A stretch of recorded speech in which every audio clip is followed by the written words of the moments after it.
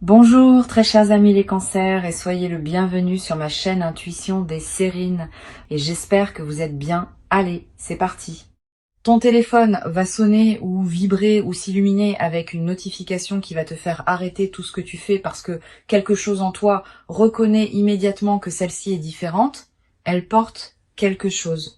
Et je te le dis maintenant, je pense que tu as géré tes attentes de manière tellement agressive pendant si longtemps que tu t'es accidentellement retiré toute excitation authentique, toute véritable anticipation. Tu es devenu tellement bon à te protéger de la déception, de l'espoir, que tu as construit ce système très efficace où tu te permets d'espérer juste un peu, juste assez pour continuer, mais jamais assez pour le ressentir pleinement ou pour te laisser être véritablement excité, parce que être véritablement excité signifie être véritablement vulnérable à se tromper.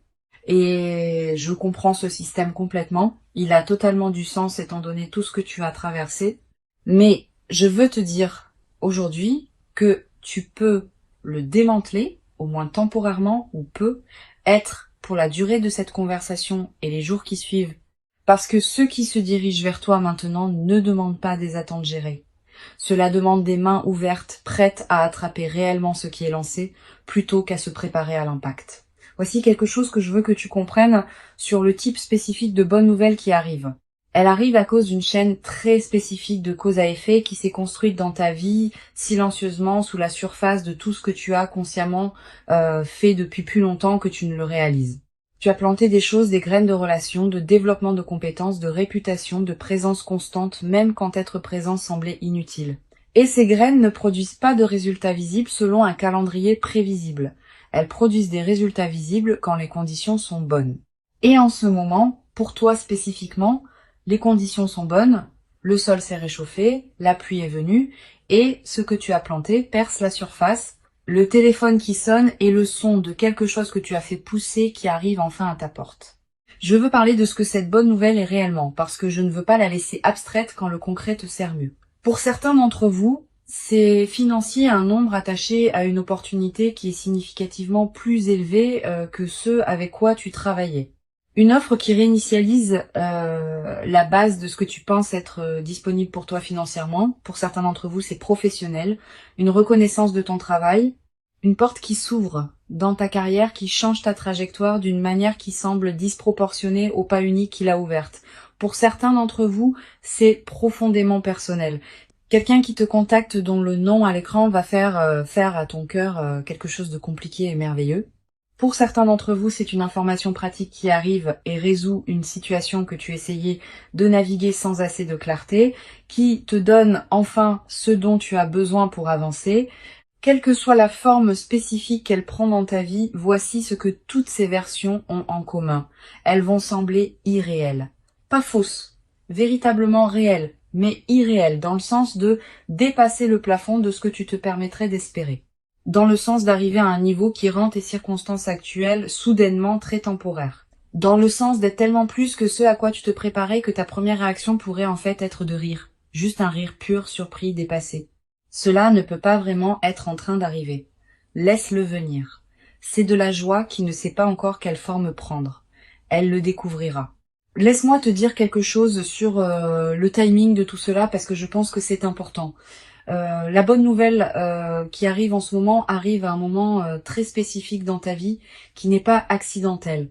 Elle arrive au point exact où ta capacité à la recevoir a atteint le niveau requis pour qu'elle reste. Pour qu'elle soit durable, pour qu'elle devienne la fondation d'un nouveau chapitre plutôt qu'un simple point lumineux dans une histoire autrement inchangée. Pense à ça. Si cela était arrivé il y a 6 mois, il y a 1 an, il y a 2 ans, aurais-tu été prêt à la recevoir de la même manière ? Aurais-tu eu la combinaison spécifique de connaissance de soi, de résilience et de clarté que tu as maintenant ? Presque certainement pas. Les saisons difficiles que tu as traversées, celles qui semblaient juste être difficiles pour le plaisir d'être difficiles, construisaient en fait quelque chose en toi. Spécifiquement, précisément, construisez la version de toi qui peut gérer ce qui arrive et en faire quelque chose de durable plutôt que de tout brûler. Le timing n'est pas cruel, il est chirurgical et la chirurgie est terminée. Le téléphone est sur le point de sonner. Maintenant, laisse-moi aborder quelque chose pour les personnes qui sont assises là à penser « On m'a déjà dit que de bonnes choses arrivaient et elles n'arrivaient pas ». Je t'entends et je ne vais pas écarter cela avec une fuite spirituelle sur le timing divin. Ce que je dirais est ceci. Il y a une différence entre quelqu'un qui te dit que de bonnes choses arrivent comme une forme de réconfort et quelqu'un qui voit réellement les conditions spécifiques de ta vie et reconnaît les schémas de quelqu'un qui est véritablement sur le point d'une percée. Les conditions dans ta vie en ce moment sont du deuxième type. Les choses spécifiques qui indiquent un véritable changement à venir, l'agitation qui semble différente de l'agitation habituelle, le sens que quelque chose est presque là, la façon dont certaines choses se sont réarrangées silencieusement dans tes circonstances extérieures. Ce sont des indicateurs réels, pas des souhaits. Des indicateurs, et ils pointent quelque part de très spécifique vers ton téléphone, vers de bonnes nouvelles, vers le genre de moment dont tu te souviendras clairement pour le reste de ta vie, comme celui où tout a changé. D'accord, chère âme. Le téléphone qui sonne est la note d'ouverture. Belle, significative, le moment où tout change. Mais la musique qui suit est ce qui compte réellement. Et la façon dont tu te présentes pour la musique détermine si cette bonne nouvelle devient un bref moment lumineux ou le début de quelque chose de véritablement transformateur. Alors, parlons-en. La première chose qui se passe après l'appel ou le message ou la notification, c'est que tu vas opérer dans un état émotionnel élevé. Les bonnes nouvelles, surtout celles qui dépassent tes attentes, activent ton système d'une manière qui est physiologiquement similaire au stress. Même si le contenu est positif, ton rythme cardiaque augmente. Ta pensée pourrait devenir plus rapide et moins linéaire. Tu pourrais te retrouver à cycler à travers l'excitation et l'incrédulité et la préoccupation pratique et de retour à l'excitation dans une boucle qui ne se calme pas tout à fait. C'est complètement normal. C'est juste ton système nerveux qui traite quelque chose en dehors de sa portée prévue. Et la chose la plus importante que je peux te dire pour naviguer dans cet état est ne prends aucune décision majeure dans les 24 premières heures si tu peux possiblement l'éviter. Pas parce que l'opportunité n'est pas réelle ou n'est pas juste, mais parce que les décisions prises dans un état élevé, même un état positivement élevé, manquent souvent des nuances qu'une version plus calme de toi attraperait. Laisse la vague initiale d'émotions te traverser. Dors dessus si tu peux. Et ensuite réponds depuis la version installée. Claire, j'ai traité cela de toi-même plutôt que la version submergée, c'est surréel. Voici quelque chose de très spécifique sur ce qu'il faut faire dans la conversation réelle, l'appel réel quand il arrive. Écoute plus que tu ne parles.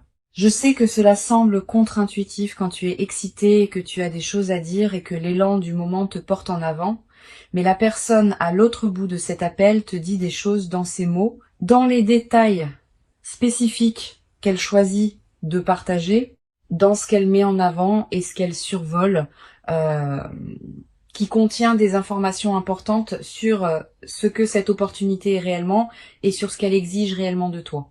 Et si tu parles par-dessus cette information avec ton propre enthousiasme, tu vas manquer des choses qui comptent. Écoute d'abord, pose des questions avant de prendre des engagements. Assure-toi de comprendre ce qui est réellement offert avant de répondre à ce que tu penses être offert, parce que la nature unique de ce qui arrive signifie qu'elle mérite ton engagement le plus réfléchi, le plus lucide, le plus pleinement présent, pas la version réactive.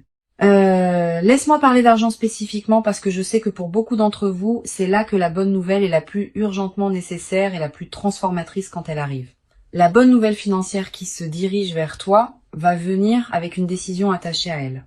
Pas nécessairement immédiatement, mais assez rapidement, un moment où tu dois décider quoi faire avec soit l'opportunité, soit les fonds eux-mêmes. Et je veux te donner un cadre pour cette décision qui, je pense, va te servir beaucoup mieux que de l'inventer dans le moment. Avant toute chose, avant toute dépense, avant toute célébration, avant toute générosité envers les gens autour de toi, aussi sincèrement motivée soit-elle, sécurise la fondation. Quelle que soit la forme que prend la bonne nouvelle financière, ton premier mouvement est le mouvement qui rend le niveau suivant de ta vie financière structurellement durable plutôt que temporairement élevé. Cela pourrait ressembler à payer la chose qui génère le plus de stress, ou établir la réserve qui n'a jamais existé, ou faire l'investissement dans ta propre capacité, compétences, équipement, infrastructure qui te permet de générer plus plutôt que de simplement gérer ce qui est arrivé. La fondation d'abord, tout le reste ensuite. Parce que la fondation est ce qui fait de cela le tournant plutôt qu'un mois vraiment bon.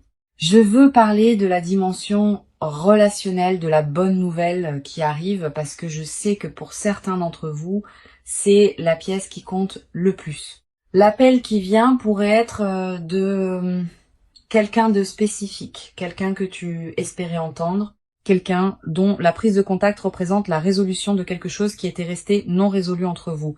Et si c'est le cas, je veux te préparer à la complexité de ce type spécifique de bonne nouvelle, parce que la bonne nouvelle relationnelle, surtout celle qui implique une reconnexion ou une nouvelle profondeur avec quelqu'un qui te tient à cœur, vient avec des couches émotionnelles qu'une bonne nouvelle purement financière ou professionnelle ne porte pas. L'excitation est là, mais la vulnérabilité aussi. Le bonheur est là, mais aussi la conscience de ce que signifie laisser quelqu'un entrer, espérer quelque chose avec une personne spécifique, vouloir un résultat spécifique. Quand cet appel viendra, je veux que tu mènes avec honnêteté plutôt qu'avec stratégie. Pas en partageant trop, pas en performant tes sentiments avant de les avoir pleinement identifiés, mais avec une véritable présence. Une honnêteté réelle, parce que la relation disponible pour toi dans cette saison ne peut être construite que sur la version réelle de toi. La version stratégique te fait démarrer, mais ne te mène jamais où tu veux réellement aller. Il y a quelque chose dont je n'ai pas encore parlé. La bonne nouvelle dépasse ce à quoi tu t'attendais d'une marge qui fait que l'écart entre l'attente et la réalité semble presque rêvé. Et cette disproportion n'est pas un accident ou une erreur dans les mathématiques de l'univers. C'est l'intérêt accumulé sur l'investissement de continuer. Voici comment j'y pense. Chaque jour où tu as choisi de rester pleinement dans ta vie, de continuer à poursuivre ce que tu poursuivais, de continuer à croire ce que tu essayais de croire, de continuer quand l'argument rationnel pour arrêter était en fait assez fort ce jour-là, à générer quelque chose de pas immédiatement visible, pas immédiatement tangible, mais réel.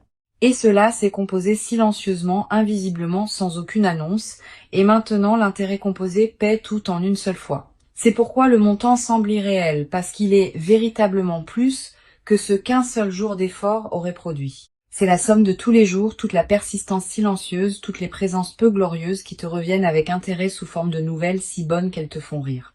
Maintenant, je veux te demander quelque chose de personnel. À quoi ressemble ta vie la semaine après l'appel? Pas dans 6 mois, pas dans 1 an, la semaine d'après. Qu'est-ce qui change en premier?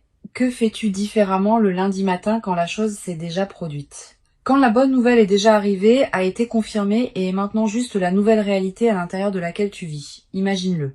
Sois spécifique. Parce que je pense que la plupart d'entre nous passons tellement de temps à penser, à vouloir la chose, que nous ne pensons jamais réellement à la voir. Et penser à la voir vraiment spécifiquement en détail fait quelque chose d'important. Cela rend la transition de vouloir à avoir moins choquante. Cela normalise la nouvelle réalité avant que la nouvelle réalité n'arrive. Ainsi, ton système n'essaie pas immédiatement de la rejeter comme étrangère. Alors, à quoi ressemble la semaine d'après? Peut être que cela ressemble à se réveiller et à ne pas immédiatement faire l'arithmétique mentale du pas assez. Peut être que cela ressemble à une conversation avec quelqu'un que tu aimes, qui n'a pas le sous-texte du stress financier qui court en dessous. Peut être que cela ressemble à dire oui à quelque chose à laquelle tu as dit non pour des raisons pratiques qui ne s'appliquent plus. Peut être que cela ressemble à s'asseoir quelque part ta cuisine, ta voiture, quelque part d'ordinaire et avoir cette vague soudaine, silencieuse, presque embarrassante de gratitude te submerger parce que tu y es arrivé, parce que tu as tenu bon, parce que la chose à laquelle tu as continué à croire s'est avérée être réelle. Ce moment arrive et il va être l'un des moments les plus privément significatifs de ta vie récente. Pas un triomphe public, pas quelque chose que tu expliques nécessairement pleinement à quelqu'un d'autre, juste un moment privé d'atterrir quelque part où tu essayais d'arriver depuis longtemps. Chérie, ce moment quand il arrive, c'est l'un des meilleurs que la vie offre. Maintenant, laisse-moi parler de la chose qui, je pense, pose la plus grande menace à la durabilité de ce qui arrive, et c'est pas ce que la plupart des gens s'attendraient. C'est pas trop dépenser ou trop de confiance ou aucun des pièges pratiques. C'est le réflexe de minimiser, de prendre la chose extraordinaire qui vient d'arriver dans ta vie et de la rendre immédiatement plus petite dans ton propre récit. répondre assez bien à comment vont les choses quand la réponse honnête est quelque chose de véritablement extraordinaire vient de se passer et ma vie est complètement différente de ce qu'elle était il y a 3 mois. Ce réflexe de minimiser vient de quelques endroits. Ne pas vouloir sembler se vanter, ne pas vouloir inviter les sentiments compliqués des autres sur ta bonne nouvelle, ne pas vouloir porter malheur en célébrant trop fort. Et toutes ces motivations sont compréhensibles. Mais l'acte de minimiser ta propre bonne nouvelle est aussi un acte de te minimiser toi-même. Et tu as fait assez de cela depuis assez longtemps. Laisse cela être grand, laisse-le être aussi grand qu'il l'est réellement. Pas de façon performative, pas pour le bénéfice de quelqu'un d'autre, mais intérieurement, privément, dans la façon dont tu te permets de reconnaître ce qui vient de t'arriver. C'est grand. Laisse-le être grand.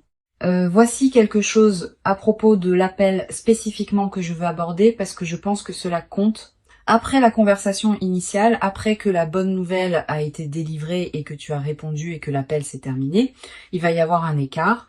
Une période entre l'appel et la pleine matérialisation de ce que l'appel représente, entre l'offre et la date de début, entre la conversation et la relation qui devient ce qu'elle devient. Entre la nouvelle et l'argent qui atterrit réellement, cet écart, quelle que soit sa longueur ou sa brièveté, est l'endroit où le doute aime le plus vivre. Où la voix qui dit « et si cela ne fonctionne pas » s'installe temporairement et commence à se mettre à l'aise.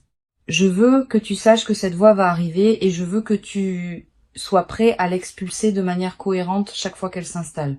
Pas en argumentant avec elle, argumenter lui donne plus d'espace, mais en ramenant ton attention à ce qui a déjà été confirmé. L'appel a eu lieu, l'offre est réelle, la relation va dans la direction où elle va, la preuve est réelle. Reviens à la preuve chaque fois que le doute essaye de la réécrire. Laisse-moi parler des gens autour de toi et comment naviguer avec eux pendant cette période parce que je pense que c'est quelque chose que les gens sous-estiment. Les bonnes nouvelles changent tes dynamiques avec les gens dans ta vie, parfois de manière belle et parfois de manière compliquée. Les gens qui t'aiment véritablement vont célébrer cela avec toi et cela va approfondir ces relations d'une manière qui se sent vraiment bien. Mais il va y avoir des gens, et tu sais probablement déjà qui ils sont, dont la réponse à ta bonne nouvelle va sembler légèrement décalée. Pas ouvertement négative, juste légèrement plate, légèrement qualifiée, légèrement plus focalisée sur les complications potentielles que sur le fait que quelque chose de merveilleux vient de se passer pour toi. Ces réponses ne sont pas à propos de toi. Elles concernent le paysage intérieur spécifique de ces individus, leur propre relation à l'espoir et à la déception et à la bonne fortune des autres. Tu n'as pas à gérer leurs réponses ou à les aider à se sentir mieux à propos de ta bonne nouvelle, tu dois juste être sélectif sur avec qui tu la partages dans les premiers stades quand c'est encore tendre. Donne-lui le temps de se solidifier dans ta propre expérience avant de l'exposer à la météo des sentiments compliqués des autres. Je veux passer une minute sur quelque chose que je pense est très spécifiquement pertinent pour ce moment. La bonne nouvelle qui arrive dans ta vie arrive dans le contexte de tout le reste qui se passe dans ta vie. Les défis en cours, les choses qui sont encore non résolues, les domaines où l'amélioration n'est pas encore arrivée.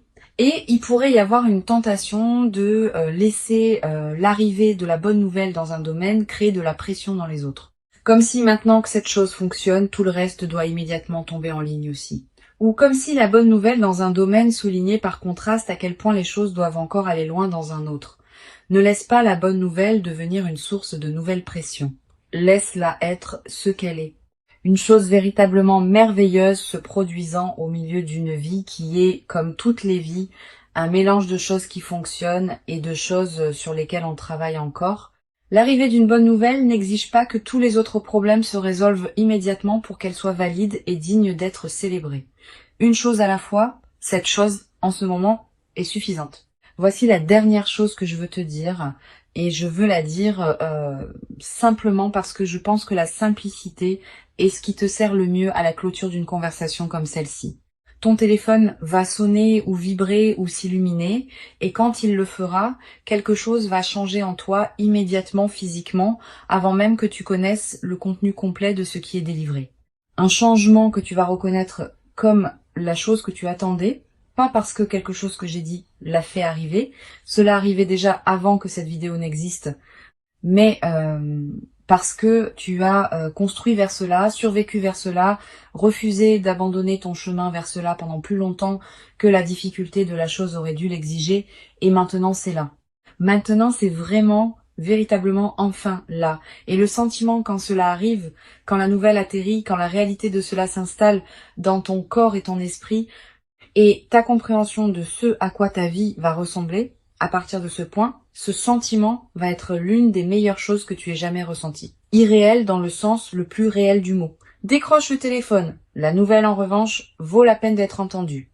Alors, mes chères âmes, si cela vous a trouvé exactement au bon moment aujourd'hui, si quelque chose ici semblait moins une vidéo et plus un message qui tombe, écrivez "mon téléphone est prêt" dans les commentaires maintenant, parce que c'est la posture ouvert, présent, prêt à recevoir tout ce qui vient, sans broncher à quel point c'est réellement bon. Et je veux savoir à quoi ressemblerait la bonne nouvelle la plus irréelle pour toi en ce moment.